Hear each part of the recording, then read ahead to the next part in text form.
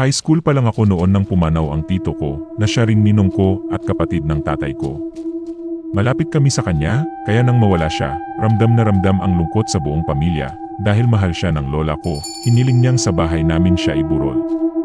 Gusto niyang makasama ang anak niya sa huling pagkakataon bago ito ihatid sa huling hantungan. Kaya mula Maynila, inuwi namin ang katawan niya sa probinsya, kung saan siya ipinanganak at doon na rin ililibing. Noong nabubuhay pa siya, may isang bagay na sobrang pinahahalagahan niya, ang kanyang bagong biling van. Hindi siya mayaman pero matagal niyang pinangarap iyon. Pagkabili niya, halos hindi na niya ito maiwan. Palagi niyang pinupunasan, iniingatan, at inaalagaan na parang isang kayamanan. Kahit hindi na niya kailangan lumabas, minsan pinapandar lang niya ito sa harap ng bahay, basta lang mapanatili itong maayos. Habang nakaburol siya, nakatigil ang van sa harapan ng bahay, na parang bahagi ng pagbabantay sa kanya. Para bang kasama niya pa rin ito hanggang sa huli, pero matapos siyang ilibing, ipinarada ito sa gilid ng bahay, malapit sa malaking puno ng mangga. Doon na nagsimula ang kakaibang mga pangyayari. Gabi na noon. Pagod na kaming lahat, pero nagsama-sama pa rin kaming kumain ng hapunan, kasama ang buong pamilya ni Tito. Halos walang nag-uusap. Ramdam mo sa ere ang lungkot, isang tahimik na kirot na hindi maipaliwanag. Habang kumakain kami, napansin namin ang 4 na taong gulang kong pamangkin, apo ni Tito. Madaldal siyang bata, likas na masayahin at palaging tumatakbo sa paligid. Pero bigla siyang pumasok sa loob ng bahay, hingal na hingal, mukhang nagmamadali, momila, sigaw niya. Tinatawag ang asawa ni Tito, si Tita. Tawag ka ni Daddy Lo, nagtinginan kaming lahat, galing lang siya sa labas.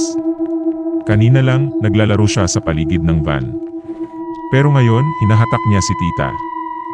Pilit siyang hinihila palabas, ano daw, tanong ni Tita. Kita sa mukha ang pagtataka, sabi ni Daddy Lo, wag niyo na daw ibenta yung van.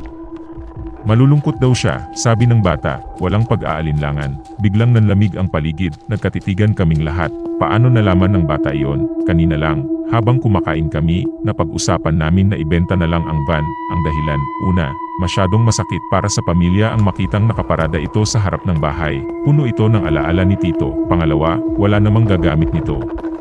May kanya-kanyang sasakyan na ang mga anak niya, pati si Tita, pero walang kaalam-alam ang bata sa usapang iyon. Wala namang nagsabi sa kanya. Napaubo ako, pilit na itinago ang kaba sa loob ko. Ramdam ko ang panlalamig ng balat ko. Hindi ko alam kung dahil lang sa gabi o dahil sa kilabot na gumagapang sa katawan ko, walang nagsalita. Wala ni isa sa amin ang gustong magtanong pa, hanggang sa tumayo ako at lumabas para magpahangin.